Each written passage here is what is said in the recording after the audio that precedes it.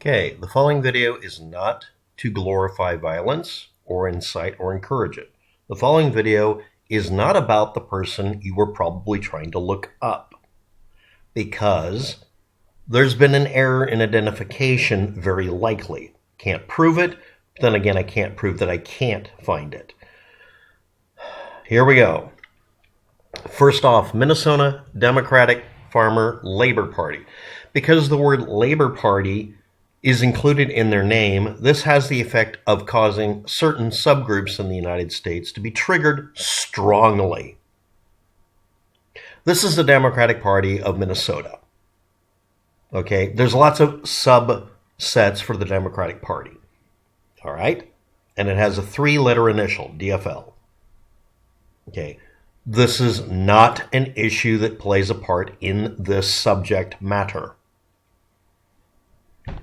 Next, 2025 shootings of Minnesota legislators was motivated by hyper-conservative MAGA-style motivations. No, it's not Antifa. No, it's not about the No Kings thing. Yes, I know, people are habitually going to start typing. Again, the instant you start typing, you're not going to have your comment posted on any of my videos without it being filtered for a simple thing. Did you say something that is patently false, or did you say something that's designed to influence people? If you're an influencer, go set up your frickin' Instagram or OnlyFans and go away and keep off my channel.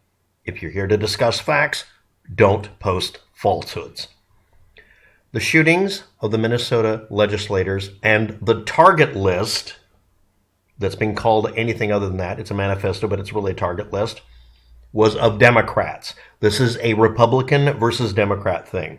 And if you like, a conservative attacking Democrats. The primary motivation that's been acknowledged so far and listed is anger towards these individuals about a stereotypical subject that Republicans say they're willing to harm others over. All right? It is not Antifa. The individuals harmed were Melissa Hortman and John Hoffman. Let's move on. One of the many web pages, which I'm not listing, said that you cannot type in Red Lion Group DRC, Democratic Republic of Congo. You can't look it up as a .com page and find it on the Wayback Machine. You can. It's pages that are almost designed to look like parking pages, and very likely are, but stating factually there were no archives of it is belied by the fact that you're looking at a list of them. By the way, the Wayback Machine is easily edited now. Many websites can just simply post, or could post in the past, a simple text file to cause the Wayback Machine to redact and expunge it. So it's going to have holes in it, all right? It used to be reliable, and then they went out of their way to directly and explicitly interpret things rather pedantically about what it means to archive and what robots.txt equals. This has caused an unending shitstorm on the internet ever since this happened. Yes, this is the rant. So that's why when you go to the website, you have to go there with a web browser that does not retain any super cookie or cookie. The news agency that said that this website doesn't have any backups could be being technically accurate because it has mostly parking pages, or they could have been flat out wrong simply because their browser cached an attempt or something. Next, variations on this, including the port 80 trick and other port numbers, and other variations like removing the S in HTTPS or removing the www, or adding them in various combinations, may bring up other copies. Now we continue. But again, news agencies have made what I consider extremely simple mistakes. You might have noticed the blinking cursor. Yes, putting a slash after the .com made it come up when it wouldn't before. Let's move on. The person named in multiple news reports as the accused shooter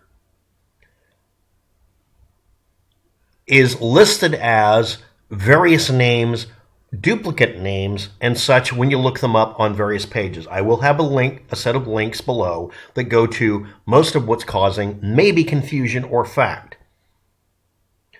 There's a LinkedIn page. LinkedIn pages have been forbidding archiving for a long time, and yes, did the retroactive redaction of LinkedIn pages, which means LinkedIn is no longer a valid source because we can't archive the damn thing before LinkedIn dicks with it. They dicked with mine and used it as a landing page to send people to an advertisement long after I told them to not do it. I ended up having to reestablish it, blank it, and put in literal variations on spacebar entries to clear it. I had to put in non-printable characters to make it to where the page came up blank so they get it through the thick knuckle-headed skulls to stop putting in fake entries on LinkedIn. They do that to get page views. A claim of a person with the same two parts of the names, Vance Boelter, is listed on the Governor's Workforce Development Board, sort of. Lots of people are volunteers. They do it, quote unquote, for work experience. You know that joke about, oh, I won't pay you, I'll just give you work experience, and it's just a bunch of people shuffling paper around? Yeah, it's one of those things. So it's not Tim Waltz that caused it. This isn't even reaching. This is a desperation move. This isn't grasping at straws. This is missing the straws. Let's move forward. Dr. Vance Boelter, working at 7-Eleven, is listed here. Yes, that is your reference point. Yes, it was someone volunteering for work experience or something at one point, or a person only noting that at the time they were working at 7-Eleven.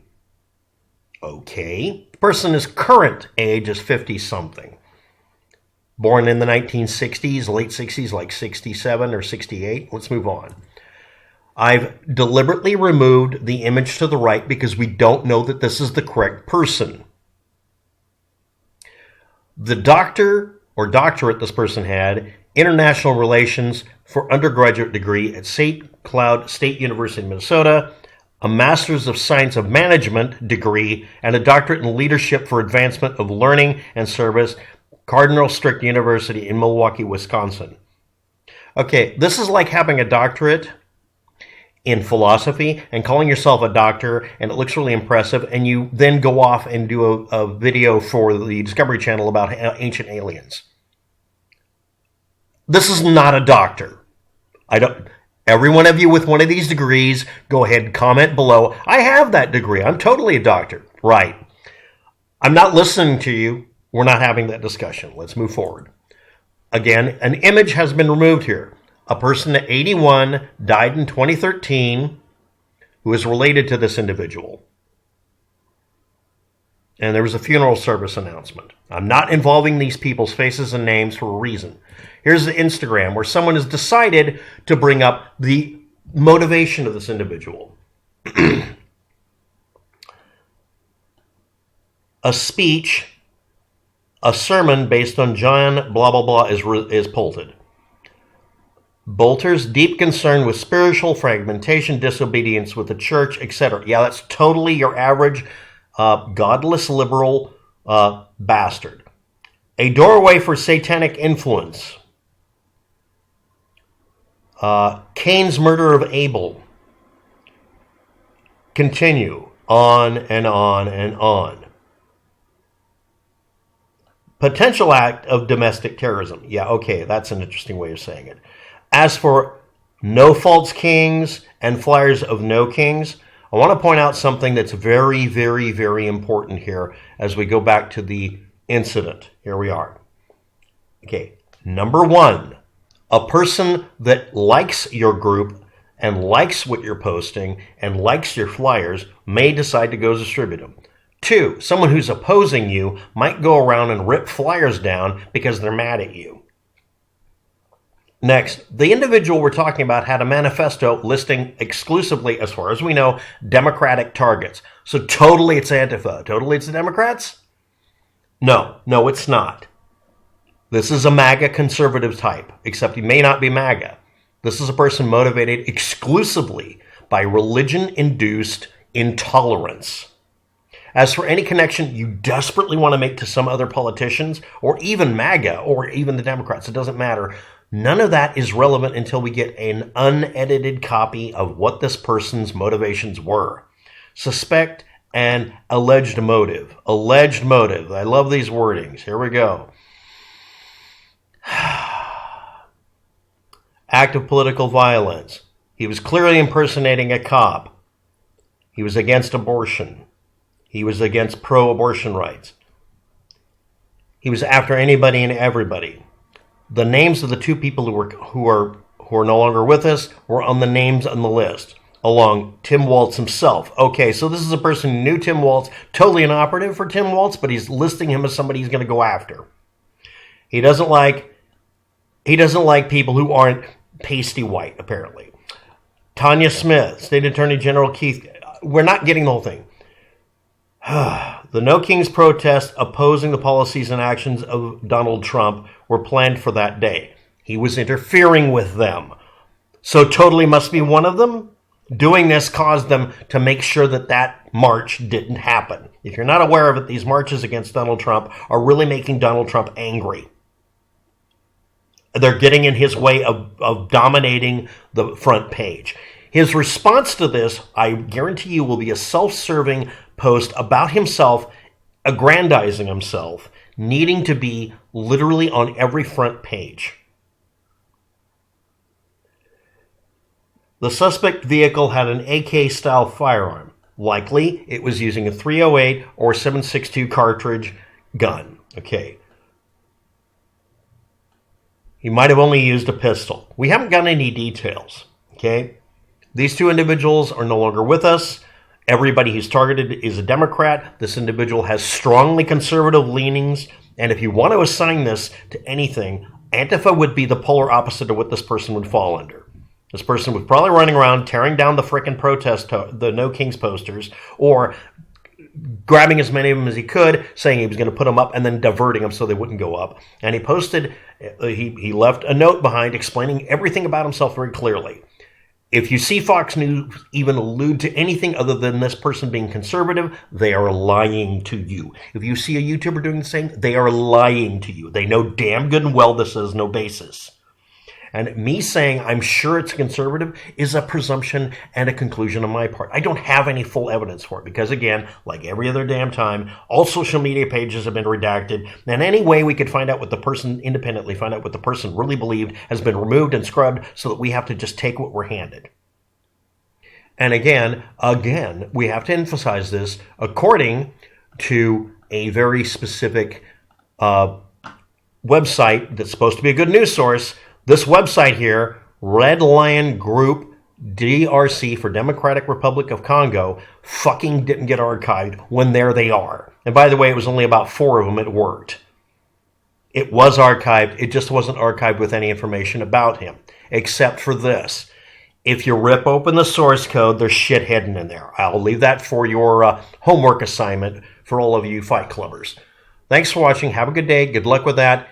It was very likely a conservative doing it. It's not somebody else, and he wasn't helping with the fucking protest. He was trying to prevent them. I'm blaming MAGA, but really I'm just blaming the church. Thanks for watching. Have a good day. Good luck with that. You'll need it.